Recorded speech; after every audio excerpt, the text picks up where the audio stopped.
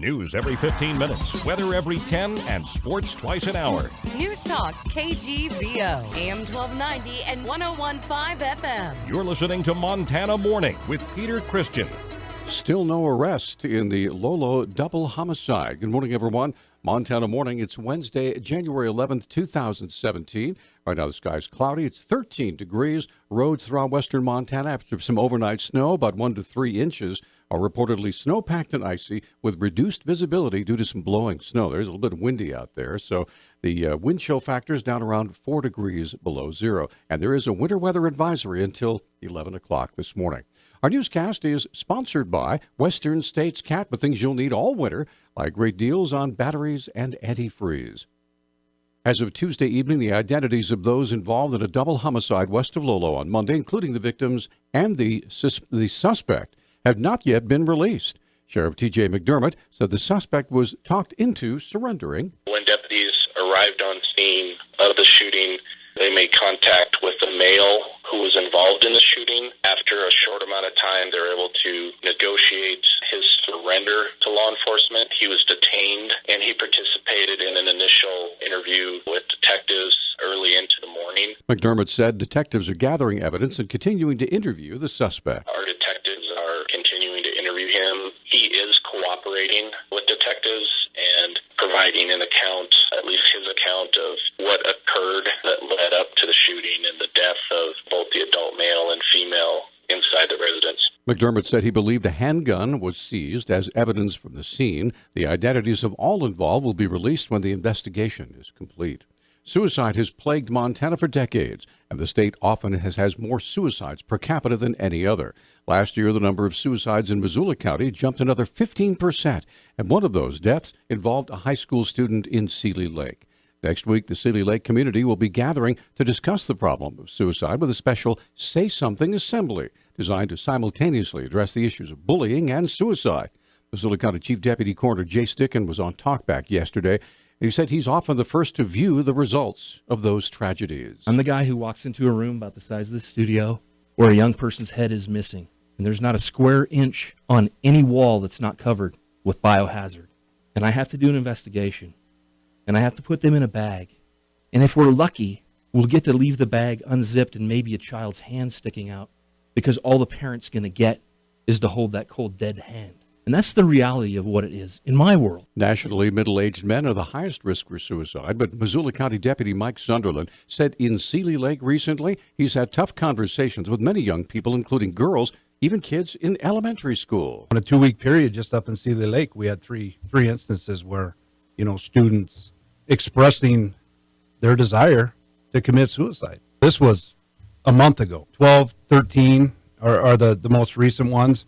But I actually received a phone call from a mother who had a son that was contemplating suicide at the age of 8. The Say Something assembly will take place this coming Tuesday, January 17th, at the Seeley Lake Elementary School gym. The student assembly will begin at 1, but community leaders are also hoping for a large turnout for a special adult assembly that will take place at 6:30 p.m. that same day. All adults in the community, and not just parents, are invited to attend. The Interior Department has canceled the final 2 oil and gas leases in a wilderness area bordering Glacier Park that's sacred to the Blackfeet tribes of Montana and Canada. The agency said yesterday it has notified lease owners in Nebraska and Texas of those cancellations. The undeveloped leases were issued in the 1980s in the Badger 2 Medicine area. That's the site of the creation story for Montana's Blackfeet Nation and the Blackfeet tribes of Canada. Blackfeet Tribal Chairman Harry Barnes said the area is like a church to his people and needs to be protected.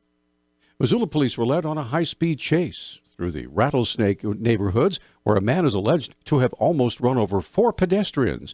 Deputy Missoula County Attorney Amber Henning said the defendant was driving at least 60 miles an hour at a 30-mile-per-hour zone in winter conditions. He eventually went off the road into someone's yard before putting his hand into the shape of a gun and threatened to kill himself. The defendant refused to show both of his hands, so police released the K-9 unit. The defendant kicked the dog in the face multiple times, causing it to bleed.